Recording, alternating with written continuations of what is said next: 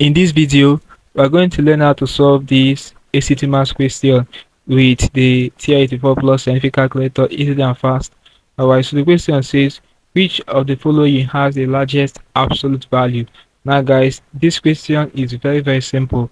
All you need is to learn or know what absolute values are. Alright, so basically in mathematics, absolute value is simply a value that is positive in nature. All right. So the importance of absolute value in mathematics is that it assigns negative values positive signs. All right. If a value is negative, the presence of the absolute value convention will make that negative value to become a positive value automatically. All right. So whenever you hear the word absolute value, just know that whatever negative value you're working with or you have in whatever situation we basically turn to a positive value. So we have these following options, all right, of which we are having negative values included in the options.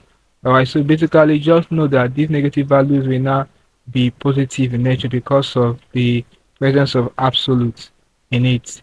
All right, so let's look at each of these options we have here. Which value seems to be the highest? We have 0.683 option F. Now minus 2 over 3. Basically this is now 2 over 3, no longer a negative sign, it's now 2 over 3. So let's check 2 divided by 3. What's the output? We still have 0.6. Alright, so let's check 7 divide 11. 7 divide 11. Okay, we have it to be 0.6 as well. All right, so guys, this one we have option J minus 0.7. Basically it's now a positive number because of the absolute value involved. All right, so it's now 0.715. 0.7 is higher than 0.6. Remember, option G we still got it to be 0.6 there, but option H is still around 0.6. 0.7 is higher than 0.6. All right, but let's check 21 over 29. 21 divide 29. Let's see the output. We have 0.72. Now guys, 0.72 is higher than 0.71.